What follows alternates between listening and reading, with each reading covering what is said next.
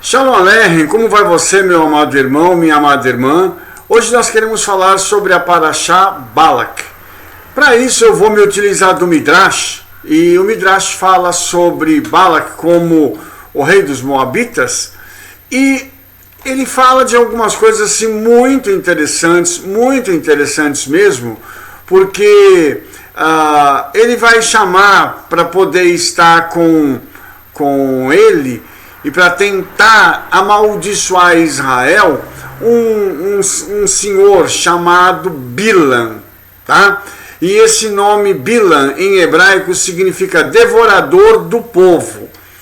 E é interessante porque o Midrash fala que esse Bilam, ele era um camarada muito experiente nessa área espiritual. Ele era um grande mago, né?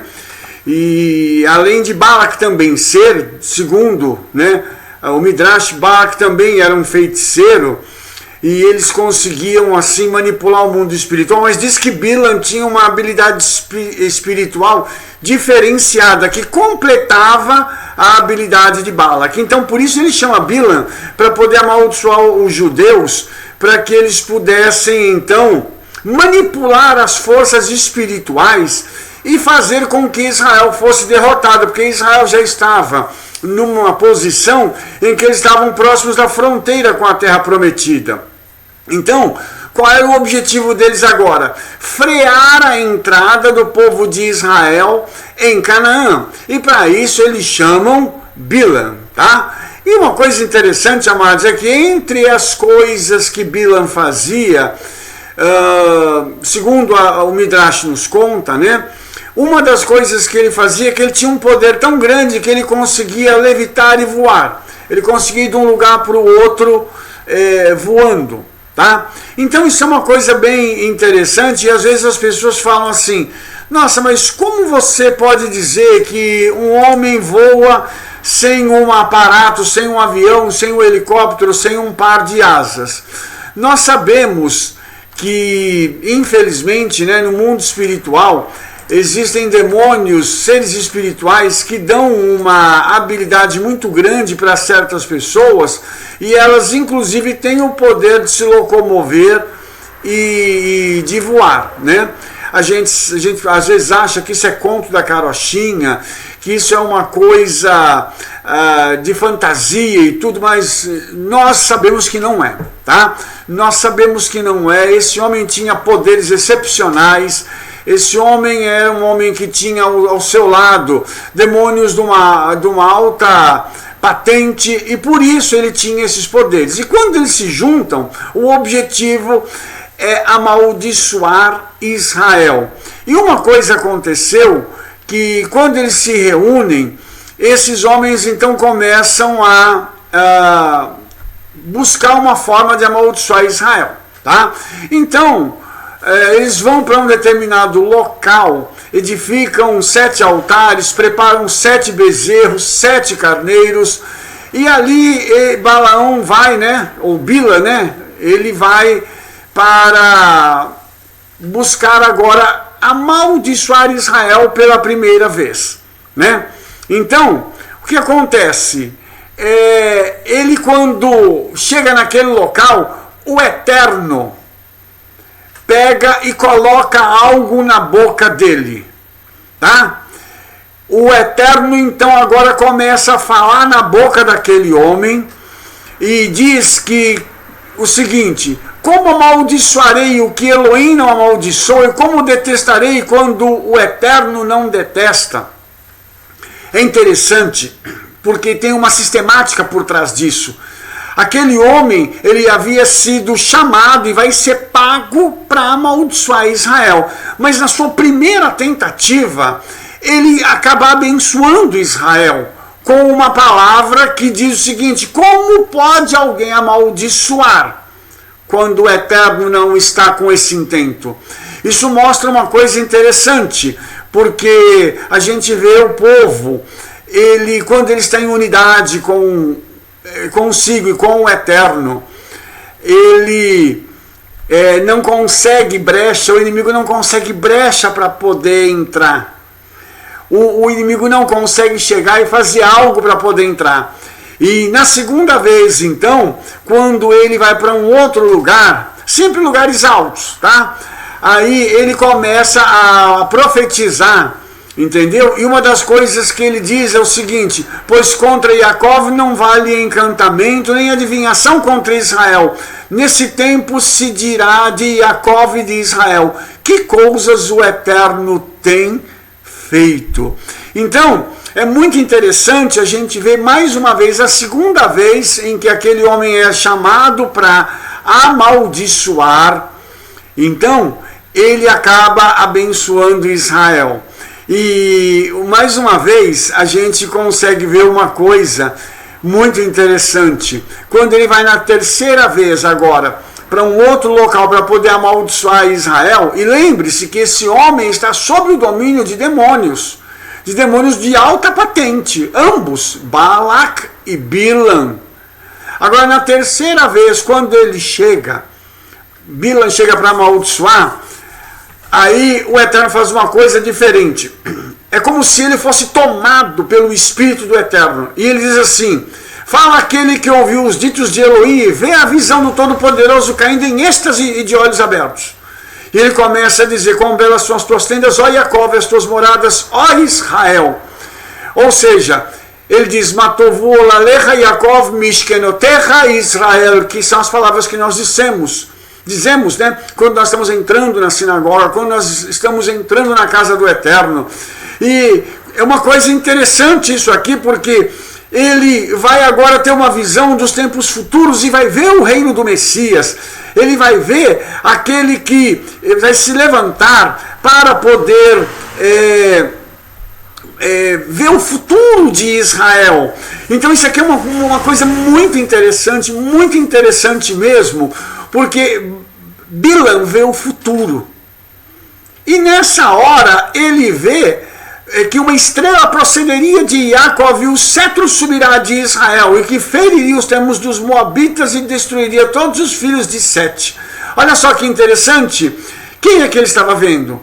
Na realidade ele estava vendo o governo do Messias. E olha só que coisa interessante agora.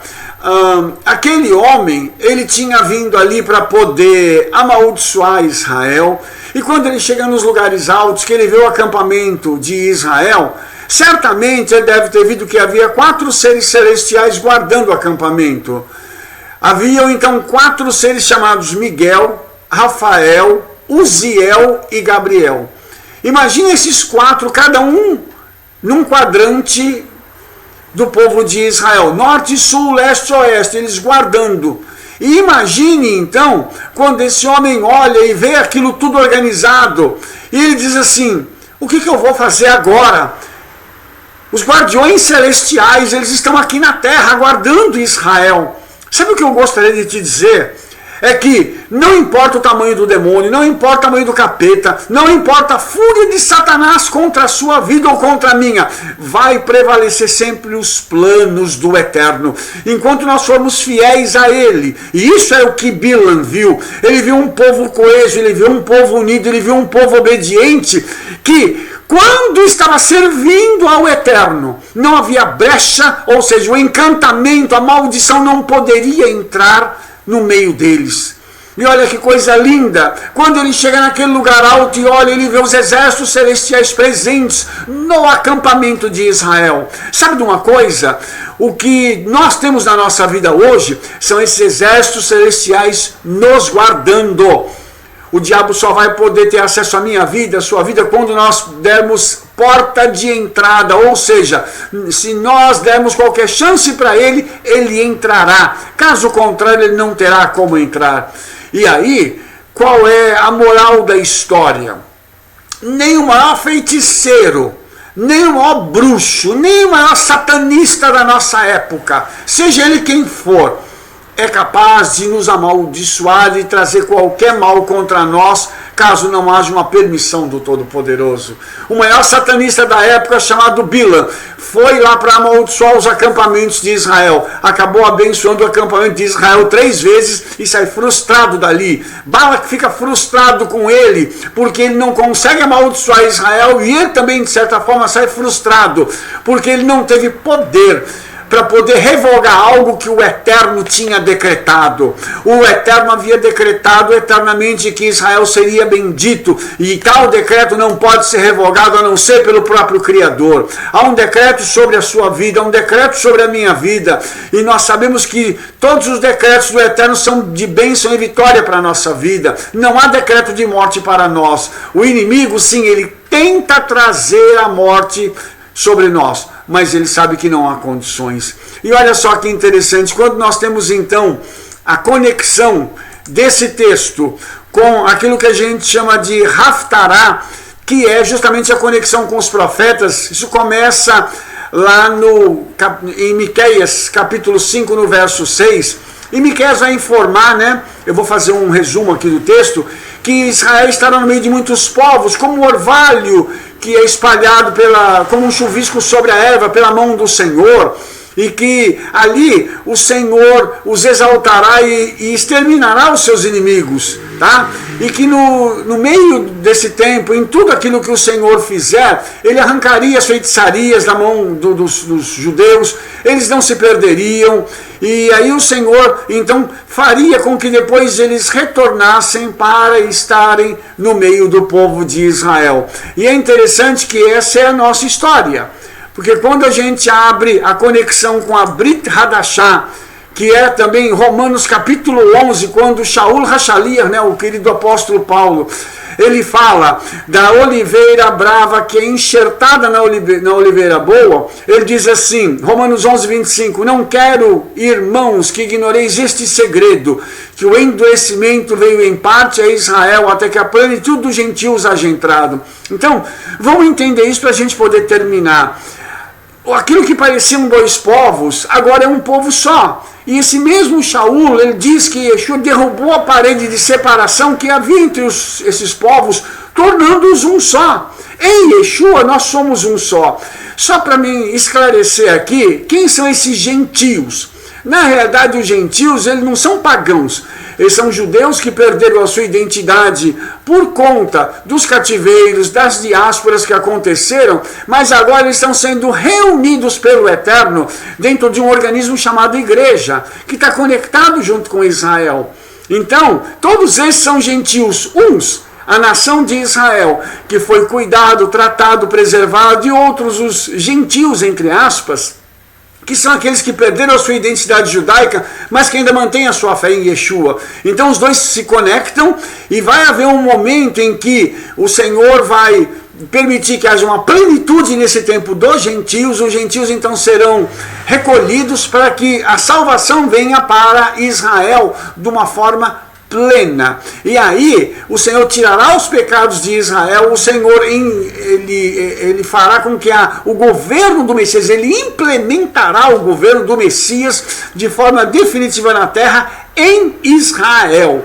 Então, só para mim terminar agora, olha só que coisa tremenda, né? Quando que o diabo conseguiu frustrar os planos do Eterno? Nunca. Quando que Satanás conseguiu atrapalhar o que o Eterno iria fazer? Nunca. Até na nossa vida, quando ele tenta fazer alguma coisa para nos prejudicar, ele acaba ajudando o Eterno.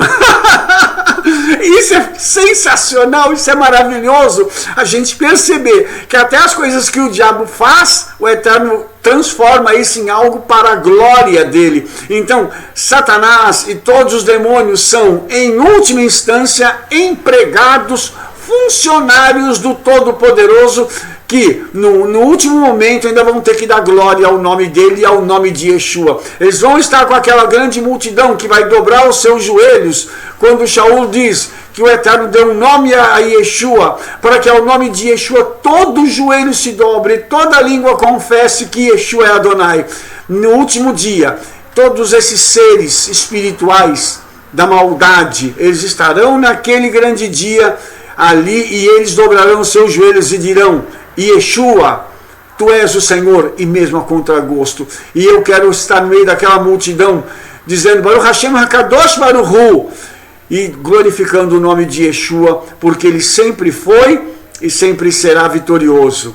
Espero que essa paraxá possa ter trazido uma nova dimensão à sua vida espiritual. E eu gostaria de te dizer que quem é Satanás para fazer algo contra mim e contra você, desde que nós andemos em obediência. Vamos deixar isso bem claro, tá? Se eu e você formos obedientes, com certeza o Eterno vai nos manter sempre livres das ciladas e dos ataques do nosso adversário.